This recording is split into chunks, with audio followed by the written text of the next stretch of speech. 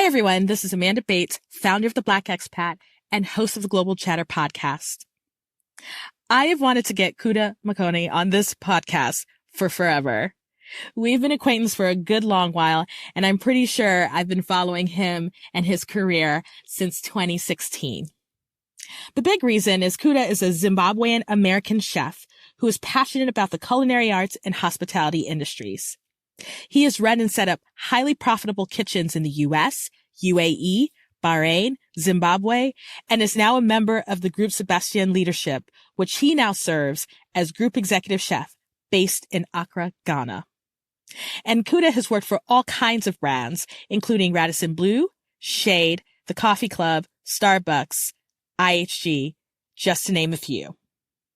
He has an avid love for Pan-African and Afrofusion cuisine, and especially merging them with the more popularized West, North, and East African cuisines. So in this episode, you can imagine we talk a lot about food, but we also talk about his move and adjustment to the U.S. as a young person on the cusp of adulthood.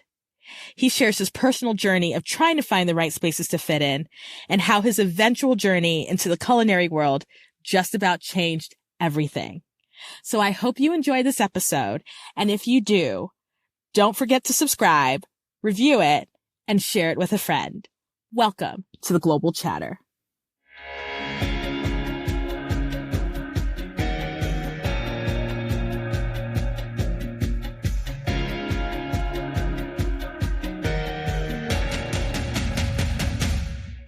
All right, so this is the latest episode of the Global Chatter, and I am actually happy because it's normal time for me, but it's actually later for my guests because I'm always the one that's up at like 5 a.m. or 4 a.m. trying to record Kuda.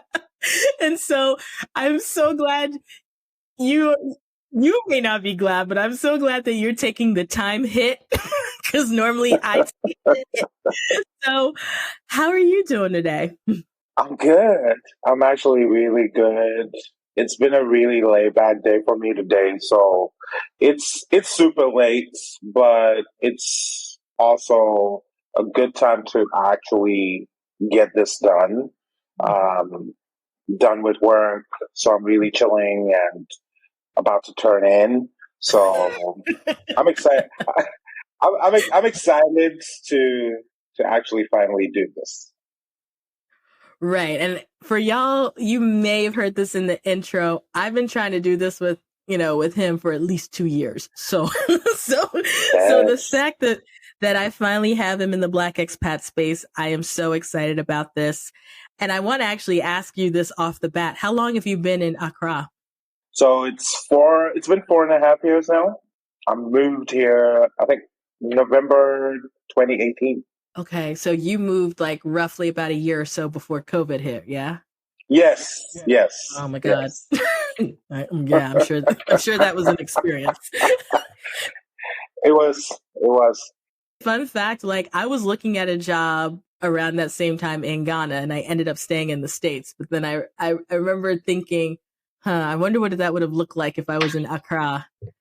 Oh, you might have been one of those few people that got onto the planes that were picking up people up. I might have got that. We were all trying to get onto those planes. Oh no! It just didn't happen. So I like to start from the beginning because people need to know context. Sure. So where were you born and raised? So I was born in Zimbabwe to Zimbabwean parents. I lived in Zimbabwe till just at the end of high school in Zim. And we relocated to the United States when everyone was kind of leaving Zimbabwe. For whatever reason, they were leaving Zimbabwe. We immigrated to the U.S. and I spent a good chunk of my years there. Oh, wow. How old were you when you moved to the States? I was 18.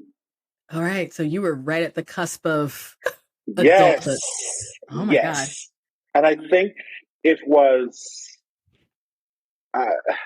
actually a turning point for me in so many ways.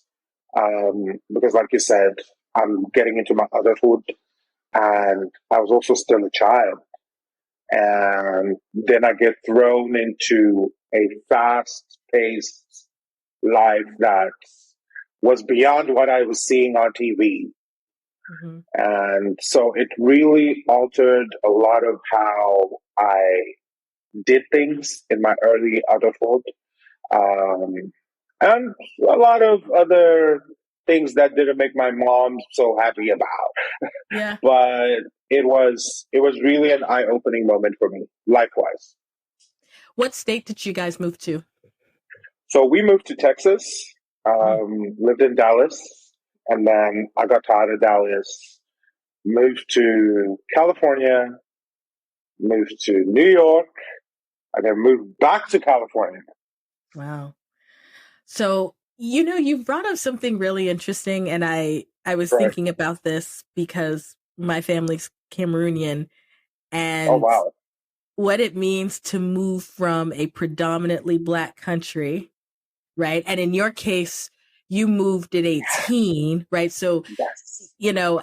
I've done, people have heard this podcast before. No, I did the reverse. I was born in the States and moved to Cameroon at Right. 10 and then moved back at Right. 17. So I have some of that Wow. experience of coming as a teenager or as Right. a young adult. But I mean, this was your first time living in the States, right? Yes. Yeah. What was that Yes. like for you? It was crazy because the decision was, do I do another year of high school or do I just jump straight into college? And I think the decision that we took was not the right one because I went straight to college. Mm. And that was now an even crazier experience. And if I'd had an opportunity to reverse that, I would have definitely taken my year in high school and experienced American culture, lifestyle, probably at a lower pace setting than what I experienced in college. But I also won't take that away from from the Mm-hmm. whole experience. Everything happens for a reason. It was part of the journey. And so I was thrust into college life, new experiences. I'd never drunk alcohol in my life. I'd never dated in my life. And all of a sudden, it is right there in my face. And I wanted to live that life Mm-hmm. and totally immerse myself in it, much to the disapproval of my mom, because she just didn't get it that how all of a sudden have I become this Americanized. But one of the biggest takeaways was that it allowed me to identify with my being a Zimbabwean, my being an African, which is something that when I was growing up in Zimbabwe, we always wanted to be what we saw on TV. And I remember the first time someone asked me to say something in my language in college, and I was like, oh my God, what do I say to them? Because back home, we were all trying to be all English, who can speak the best, who has the best accent, who speaks the best English. Is it the Americans? Is it the British? So we had all these different accents going on, and we totally forgot about our local languages because Mm-hmm. speaking our local languages would just make us ordinary. And so being in college allowed me to then start identifying with being an African. Mm. Wow. Wow. Yeah, that sits with me actually. Right. that and Right. that it does because I so rarely hear when I have folks on the show, and this is why I always like having African voices Right. because you've just unpacked something there, and I saw it growing up, right? And it's right because a lot of our media on the continent came from, and I think when you were growing up, especially when I was Right. growing up, for us Right. came from the British, the French, and then the Americans if you had access, Yes. right? Yes. And so that was the standard. The thing is, I've always had this accent. So when I moved to, trust me, Right. that's a whole Right. nother story. But Yes. but you're right. I always think about you're a young person, and we always want to. Here's the thing: when we're young, we don't want to stand out, and that doesn't matter the country, right? And so then to be in a space where people are like, "Well, tell me something in your language," and I'm not going to presume. In my head, I'm thinking it's Shona, but I could be wrong. Yes, yes, you're absolutely correct. You Yes. know, and then you're thinking, what do I say? Because I've been trying to practice the way y'all sound. Now Yes. you want me to be me. Yes. So what did you do? Did you find something and say it, or what was kind of the next step for you? Like, what happened? I think it was easy for me to pick something. I eventually picked up something just like a normal greeting. And then this guy was like, oh my God, that is so cool. And so for a season, he would see me and he would be like, hey, Deipi, which is like, what's up? And so a lot of people around us started wondering, what language are we speaking? And one of my professors got wind of it and then asked me to come and speak about Zimbabwe and the languages we have and the food we eat. And in the process, when they asked me how many languages do you have in Zim, and I was like, I kind of don't know, but I think we have about 11 or 14 official languages. And Yeah. they asked me to speak in the other languages. And the school system in Zim is if you're not in a region or province where you actually speak Shona, you don't get to learn the other languages. So again, that opened up a door for me to start wanting to learn the different languages uh, in Zimbabwe. At that moment, I didn't even know what impact it will have in my career later on. And I guess when we progress with the whole Yeah. conversation, it will actually pop up. So so this college experience, was it happening in Dallas or was it New York, California? Where did you go to college, or where was this happening? So initially, I started off college again in Dallas, Mm-hmm. and then I moved to California. So I actually had three majors, well, at different times, before I even decided or took the whole culinary school path. Yeah. As the confused African I was coming Right. into America, I wanted to become a doctor. Of course. But you're African. So yeah, I mean, Doctor, engineer, accountant. What's the other one? Lawyer. lawyer. There's only right. Yes. So I mean, it was my grandma's wish for me to become a doctor. So it made Of sense for course. me to major in biology, Biology. which is what I was doing. And as soon as I was done with that, I was like, you know what? I want to move. I'm tired of Dallas. I want to move. So I moved to the West because I thought the West would be cool. I'll be closer to LA. San Francisco was right around the corner. I was in a small town called Fresno. And I don't know why I picked Fresno. Actually, I don't know why I picked Fresno. But I picked Fresno, small little farming town. But the beauty about Fresno was that it was right in the middle of LA and San Francisco on either way. So it made sense for me to be there at that moment. And then so I finished off my biology degree there. And then I decided that I wanted to do something different. I think my granddad passed on. So I was speaking to her. I was speaking to her brother, and then her brother was like, "Oh, I'm involved in a lot of other things here. Why don't you find something that we can work with within the political space, within the government space?" And so I decided to do political science with the hope of getting into foreign service. And Full that went disclosure, to not. poli-sci major. Yeah, go ahead. I'm Wow, yeah. cool. So I finished that, and by that time I'd moved to the Bay, and so I finished that, and then I was just like, you know what, this man is not going to give me a job because in fact, I actually went back home. I went back to Zimbabwe, and spoke to him, and he was talking a whole lot of stuff.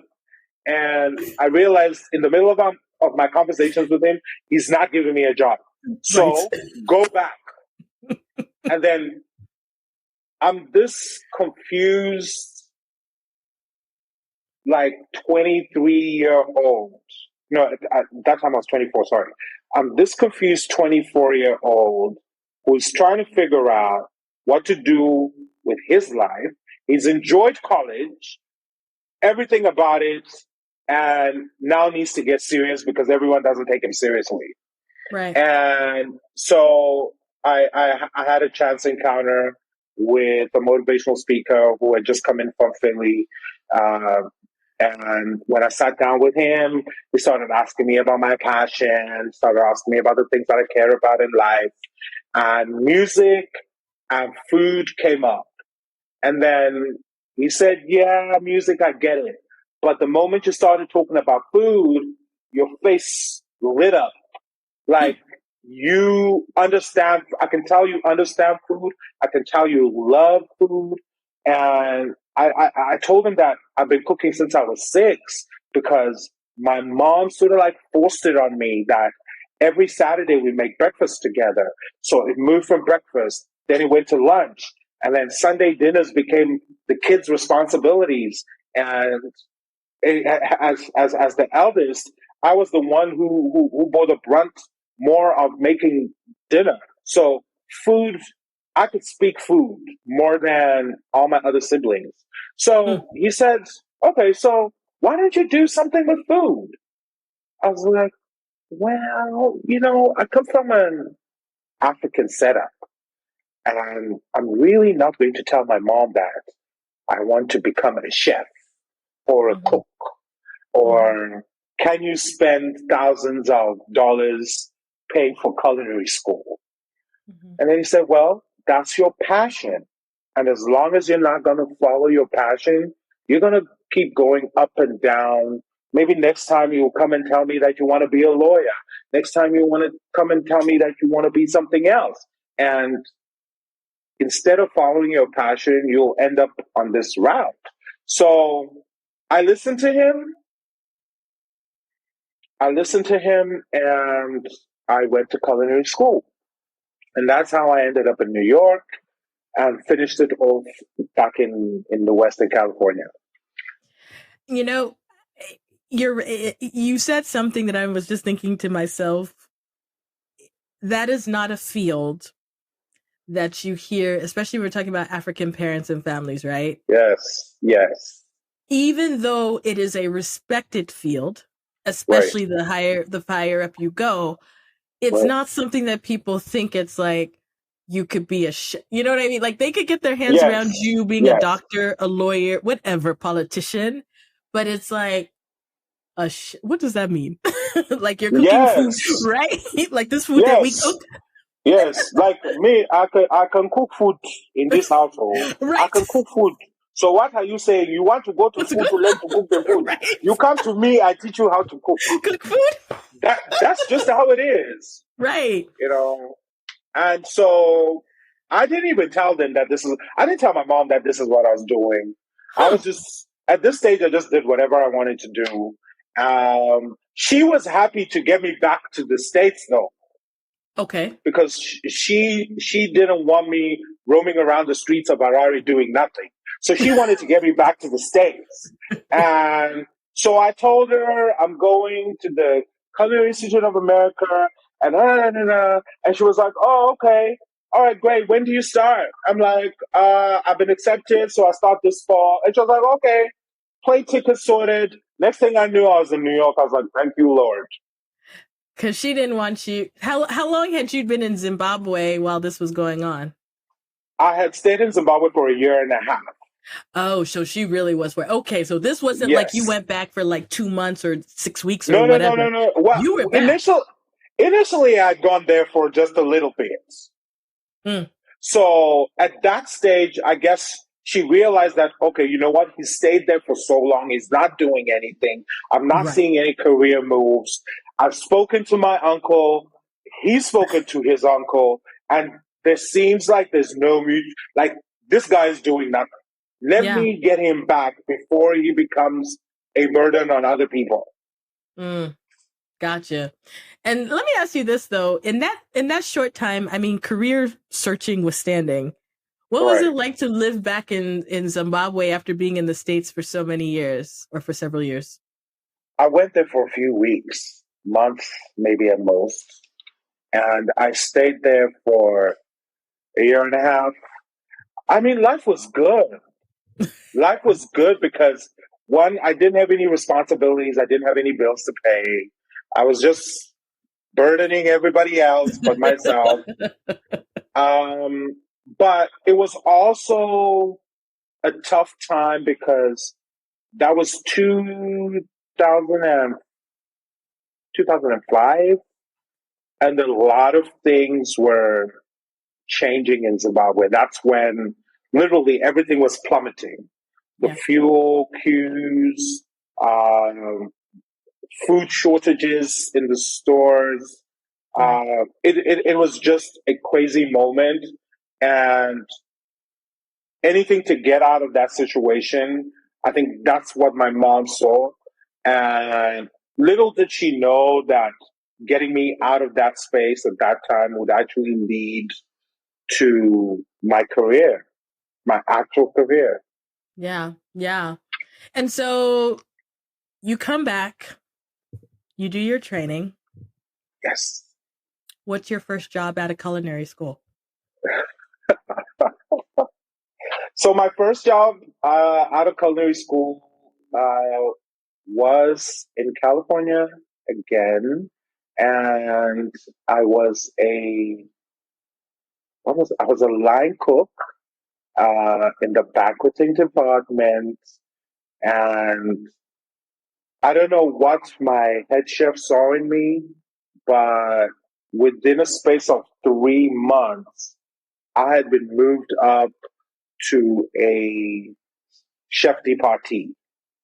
And I swear, I know he's going to listen to this. I'm going to let him listen to this. Um, at some point, I thought that this man was sent from hell to punish me for any wrongdoing I had done because he molded and shaped me in a way nobody else had ever done in my life. Even my own mom had never done that. So that was my first job. In fact, that was my first and last job in the US. Um, because immediately after that, I started a little private catering company with a friend. And we had the opportunity of serving some of San Francisco's finest. And we thought we were it. You know, we were still young.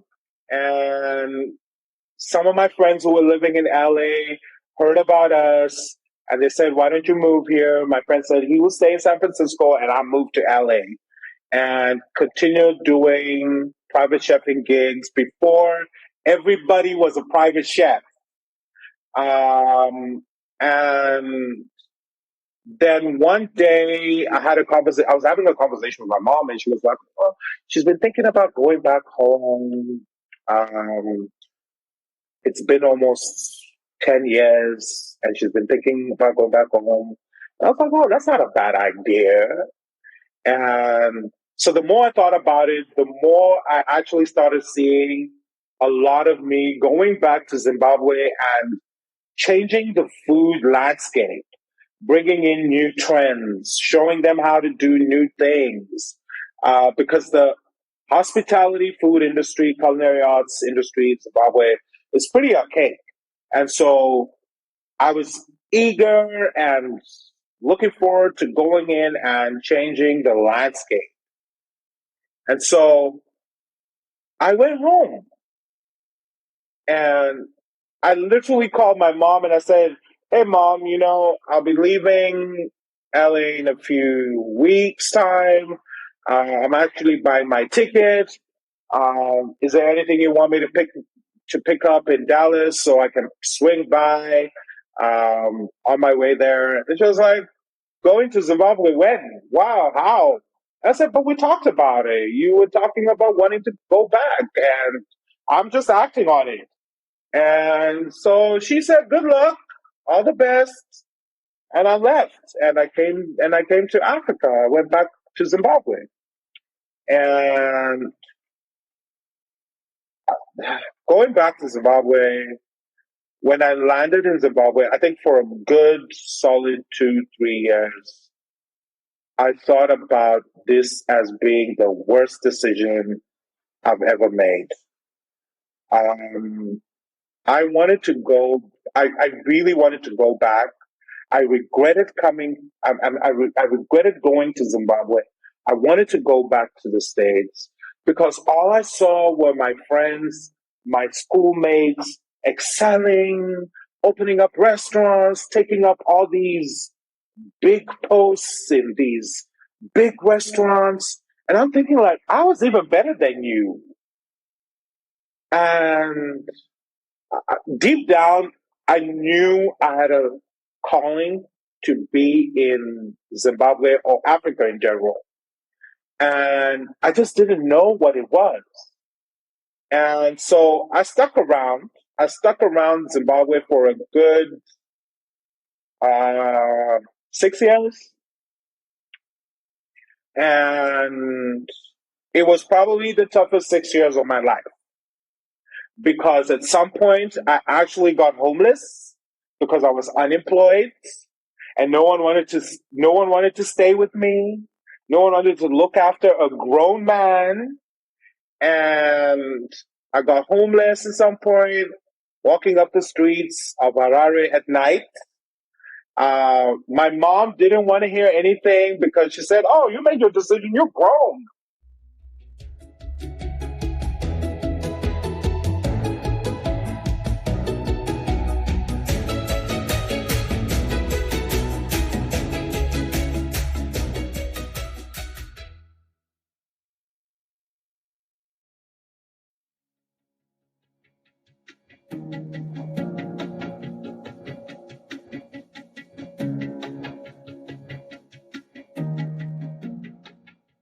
So we're back with the episode after the break. And as you were hearing the story, he was going over kind of, really rough seasons he was dealing with when he went back to Zimbabwe early in his career. And so I guess what I'm interested in hearing is how did you turn that situation around, right? Like, how did you go from basically trying to figure things out, being homeless, to moving forward? I think I got tired, honestly. I got tired of the moving around in circles and nothing coming up. And so an agency picked me up and said there was a job at one of the prominent hotels in Harare. It was a low-level job, but I didn't mind. At that stage, I just wanted a foot into the industry and to know that I could move around and figure out how the industry just works in Zimbabwe. So I took up this job. It was for 2 years, which made it my longest job ever. But I learned a lot of valuable information about the hospitality in Zimbabwe in general. And while I was there, an opportunity came forth with a private restaurant that was opening up a couple of franchise restaurants, and they were looking for a kitchen manager. So I ended up moving away from there and into a more private sector kind of field that was non-affiliated with most of the hospitality shenanigans. But it was also great for me because it would also then allow me to see how private businesses within the same space are being run. And then after that, it was, I think at that moment, social media was picking up. Yeah. Social media was picking up. Instagram was picking up. Everyone had started posting pictures. I mean, I had an Instagram page already, but the rest of Zimbabwe was now catching up. Right. And so a lot of them got to see a lot of my pictures, And that started opening up doors of opportunity for private events, catering gigs, etc. And again, job offers started coming up because people would see my work on Instagram. And I moved on to another job, which is what a lot of chefs do. A lot of chefs don't stick around in one place. They move up and about. I guess it's the idea of experiencing new menus, different types of cuisines, and of course, more money. Right. Okay. Well, and here's what I think is super cool. I mean, going back to the Instagram thing, is that you had a presence. It's like small, big fish in a bit of a small pond, right? You were smart enough able to tap into to create a presence where it was easier for you to become known because probably a lot of your peers there weren't doing that at that time. Absolutely. And that set me up for, if I could call it, some form of success, because at that stage, like you rightfully said, a lot of my peers were not doing it, and a lot of them didn't even understand the importance of social media. To them, it was like, oh, don't go onto social media. There's a lot of drama, people getting involved, showing up and exposing their personal lives. Right. I was using social media as a business tool. So whatever I post, if I do an event, if I've got a menu that I want people to see, I was posting up my rates. At that moment, it became like my little micro website. I really didn't need a website. I ended up just using between my Facebook page and my Instagram.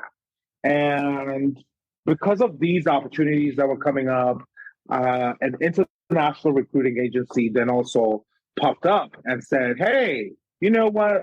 We have an opportunity in Abu Dhabi. Yeah. We have a global brand coffee company that's looking for a kitchen manager, and you kind of fit the brand, because not only are you Zimbabwean and hardworking, you've also lived in the U.S. and you have like all this first world experience. So we want you to come along. I was going to say, I can see the appeal with your background, right? Because obviously you've been in an African market, but you've also had Western training, right? And so absolutely, I'm sure that's like I don't want to say the golden ticket, but I'm sure that especially for international luxury brands, even more the higher end brand, right? Absolutely. You kind of have the best of both worlds. Can I ask you this, though, before you continue? Because I realize I haven't asked you this. What type of cuisine do you like to focus on? Like, what is your area you think of expertise? Like, what do you think is your signature? I have evolved. When I first moved to Zimbabwe, it was all about Mexican food. Really? I didn't see that coming at all. let me tell you why. Because there was a huge gap in Zimbabwe. No one was doing Mexican food. I can see that. And I could say habla español. Like, I could habla español, like habla it. Right. And so it made absolute sense. I mean, I had Hispanic friends. My mom and my siblings had Hispanic best friends. And so it made sense for me to do Mexican food, because nobody in Zimbabwe at that moment really understood it. I knew how guacamole tastes, how it's made authentically. I knew how sour cream is made. And so it was easy for me to get a job. One of my small gigs when I was moving around was to work in a Mexican restaurant. I basically sold the concept to the guy that let's do Mexican food. And we did Mexican food. And it was quite a hit. And till I needed to move on to the next venture. So that was what I had when I came in.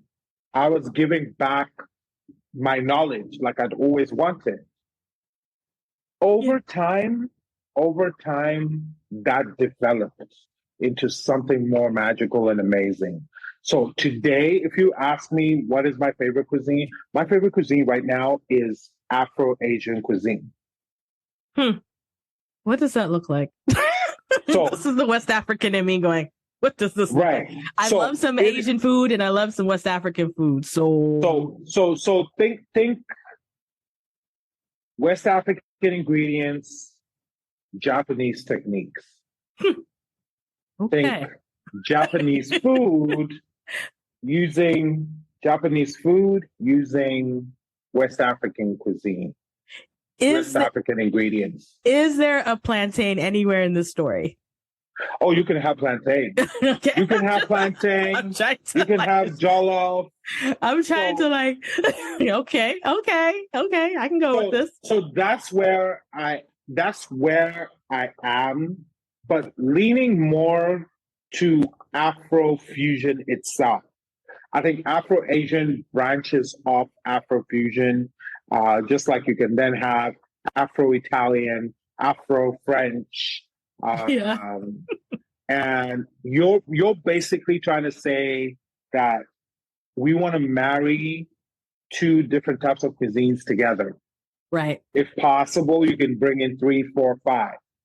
And so I've had the privilege of having we're running an Afro-Asian restaurant here in Accra. And also we just opened a Afro-fusion, Pan-Afro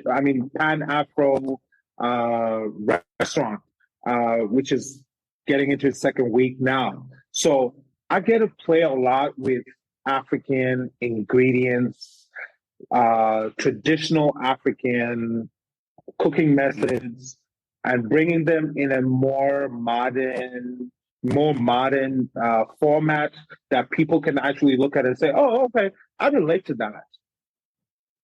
I can understand that." So tell me, and you just because you just mentioned it, what ended up leading to you moving to Ghana? Pan-Africanism. Plain and simple. That's the theme these days. Yeah. Okay. Plain and simple Pan-Africanism. But I'd always wanted to move to Ghana. I'd always wanted to have this connection with Ghana. Ever since my African American studies professor talked about Ghana. He was from Ghana, and he taught me African American studies because I was minoring in African American studies when I was in Fresno. And he would talk so boldly and celebratory about Ghana that even as an African, as a Zimbabwean, I felt like I want to go to Ghana. And so when the opportunity came up for a college tour to go to Ghana, I actually signed up. And then having an opportunity to get a job offer in Ghana even doubled up that whole excitement about moving here. And the fortunate thing is that the job that I'm currently at was not actually my first offer. I had actually come to Ghana for a tryout, for an interview, practical interview with another company the year before. And we just didn't meet well on terms and conditions. The T's and C's were just not adding up. Yeah. So I reluctantly declined that offer. I was just like, you know what, I'm not going to do this. And I turned them down. And then when this opportunity came up, it was like, I didn't think twice about it, but at the same time, I did think twice about it because I was now, I had done my stint in the UAE, I'd done my stint in Bahrain, and I had come back to Zimbabwe and I'd set up a whole, kind of mom and pop kind of donut shop, and it was going really well. And my private chefing business was running equally the same way. And I'm like, should I leave or shouldn't I? But the idea of moving to Ghana was really fueled by wanting to learn more about some of the things that I'd learned in high school and in college about us as Africans and how the whole slave trade and how Kwame Nkrumah was the president of the first African independent country. Yeah. And I really wanted to immerse myself in that. At some point, honestly speaking, I feel like at some point I lost my African identity when I was in the US. And I even lost it more when I started traveling to all these different parts of the world for jobs, because I realized the way people looked at me as an African was kind of different when I said I was African American from when I said I was African American. I got, if I can call it, a silver hand if I said I was African American as compared to when I said I was African. So I started identifying more with my American side than my African side. So Ghana sort of like brought me back. Ghana brought me back to and centered me back to being an African. And you know, it's interesting as you're speaking, because I think to myself, we don't, and you might because of the industry you're in, but we don't necessarily hear so much about African chefs. Absolutely. Right? We hear, you know, for those who follow the culinary world, I mean, even when you're watching like popular shows on Netflix or whatever, right? But we don't, you know, I will be very honest, my ears always perk up when I see something and I hear it's an African chef. Because I'm like, number one, those are not fields, as you and I talked about earlier, that we're often encouraged to go into. Yes. And number two, without fail, and they can be amazing chefs, they always still bring that whatever their African identity reference point is, always makes it into the food. And part of me is like, yeah, go ahead, make that fufu. They need to know about it. We know about fettuccine, and we're not Italian, so let's know about, or whatever. Let them know about some of these dishes that some of y'all can't pronounce. And so that I think that's cool, though. I you know, you saying that Ghana it's almost like Ghana has centered you in that identity space. It has. It has made me appreciate being Zimbabwean more.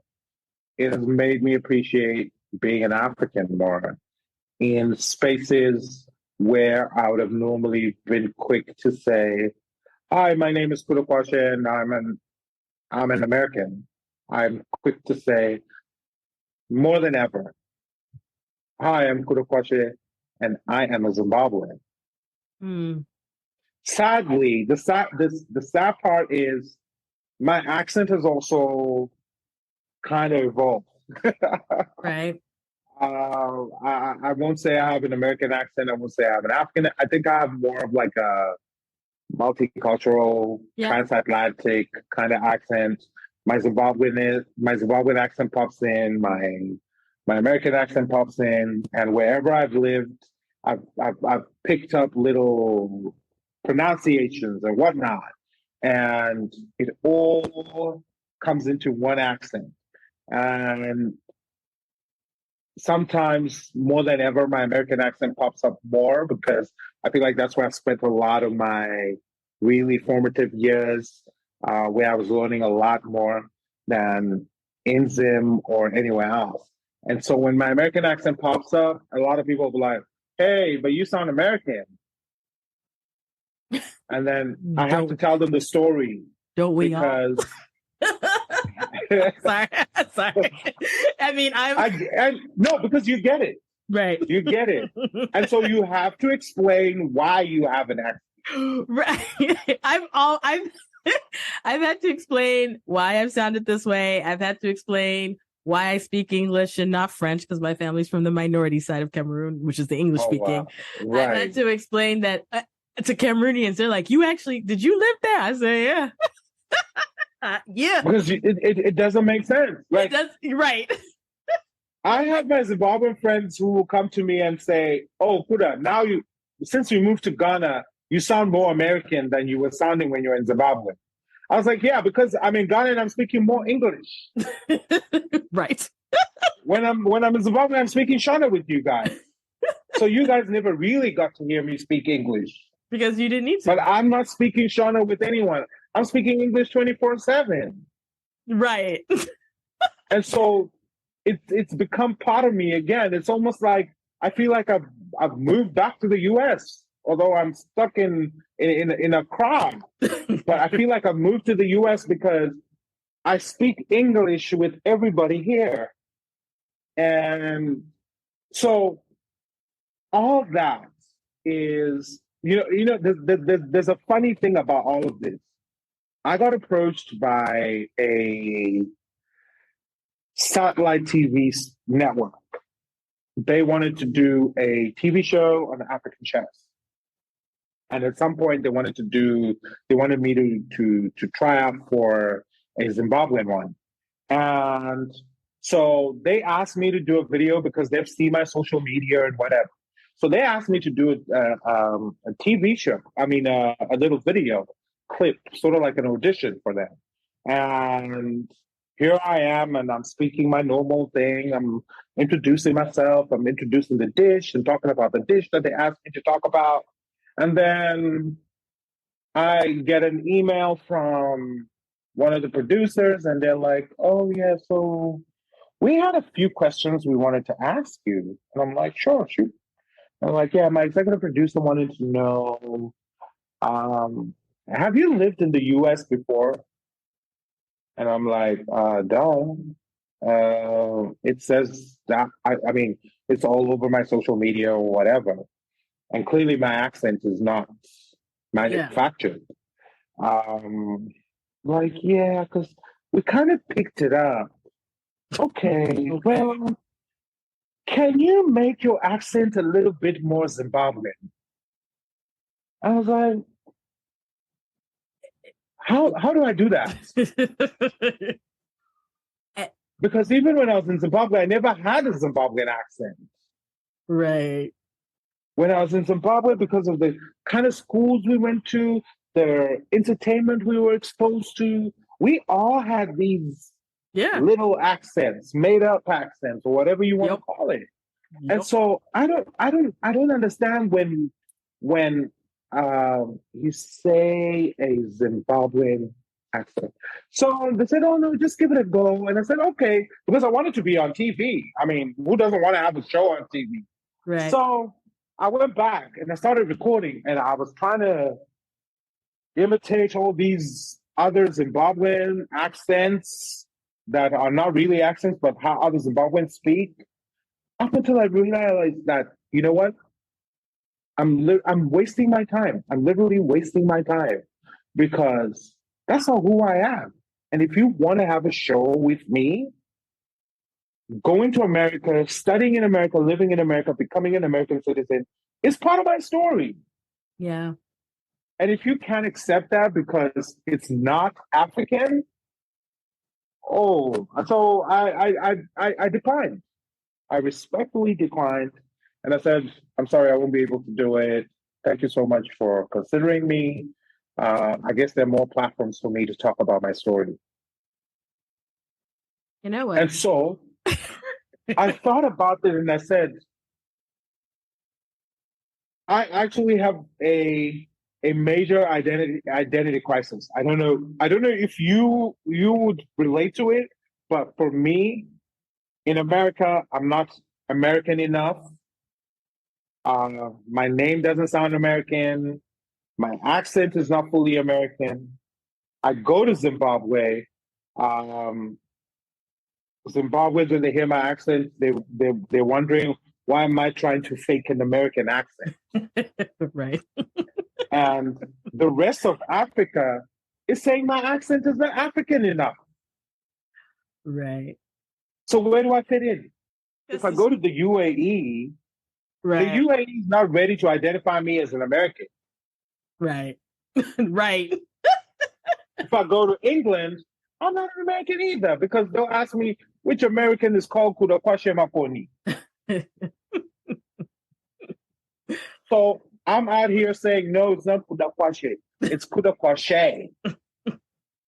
So that sounds American enough for them. No. That's my dilemma. That's my dilemma. You're like, I just need to get that off my chest. I needed to let that out because it's I order an Uber to go to work. The guy sees my picture is of a black man. Right. My profile picture of the Uber is a black man. The first thing he's gonna say to me is hello in Chi or Ga. Right. Local Ghanaian languages. Right. And I'm like, excuse me, I'm not from here. The guy picks me up. I get into his car. The first thing he's going to ask me is like, hey, so you Americans? I say, oh, no, I'm not from America. I'm actually from Zimbabwe. Hey, from Zimbabwe. With an accent. Hey, you must have lived in America. I was like, what's the fascination with people and accents?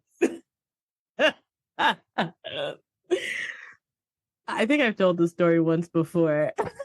Right. Wrapped up, I'm going to say this. I was in Doha. I was living and working. I was standing in line. I looked like me, black woman. At the time, I had a shaved head, so my hair was low. Right. And I was standing in line, and this guy cuts me off. Right? He cuts in front of me, like I'm not standing in line. He steps in front of me. And me being me was like, excuse me. He turns around and goes, oh God, American? I was like, yeah. He's like, I'm sorry. I'm so sorry. And he gets behind me. And where was he from? I don't even, he wasn't American. Okay. He was of brown persuasion, but I say that being in that part of the world, there's a lot of brown he could have been from. Right. Probably off the Asian continent, if I had to guess. Somewhere. Yeah. And I say this because I understand, right? I've definitely been in situations where the way I present, especially if I have braids in my hair and depending on what's going on, it's so definitely, okay, she's African. I mean, you're not wrong. Mm-hmm. You're not wrong. But no. Then I open my mouth and then they're like, oh no, she's American. And it changes everything. It does change everything, and it shouldn't, but it does. And I don't use that privilege often, right? In that case, I was just annoyed. So it really was just me being like, you gonna get out of front. Like I've been standing here waiting to get my phone fixed. Right. But as soon as he heard it, he immediately was like, I don't want this smoke. And I was like, yeah, exactly. Wow. So I get it, right? Like I've been in positions where Nigerians start talking to me in Yoruba, and I'm like, I'm not Nigerian, right? And then they get mad. This is my favorite part. Then they get mad. You were wrong. I was crossing the street. You saw me. You started talking Yoruba. I told you I'm not Yoruba. And then you got mad as if it's my fault. I said, honestly, is it my fault though? You're the one who started talking. Anyway, that's neither here nor there. But I feel you. I totally feel you. And I think especially for those of us who look like the local population. I mean, that's blending in though. You look like the local population. Oh, absolutely. And then they're like, wait a minute. You ain't, especially I think for those of us who've lived on the continent and kind of have some of the mannerisms and know what's happening, because there are also, there are plenty of Black Americans who go, for example, or Black Canadians or Black Brits, and they're like, okay, you're definitely not from here. But I think especially when you have a cultural familiarity, it trips people up. And it's actually, sometimes it's funny. Sometimes it's annoying because I'm like, also, yes, I can be Black and I can be African and I can be not from your country. That is an option. There are 55, 56 of them. But let me ask you this as we start to look at our time. Sure. Go ahead. How do you see your time in Ghana, right? Like you've been in Ghana for a couple of years now. Do you see yourself staying in the region, or do you see yourself going to somewhere else in Africa? Oh, that's a tough one. That's a really tough one. Okay. I mean, That's tough. it's okay. It's okay to not have an answer either. I'm just curious. I have an answer, but I have answers. You know, and I think the context really, as a Black expat, we leave our countries to go work. Otherwise, I'm sure your blog would be called The Black Tourist if we were talking about tourism and stuff. Yeah.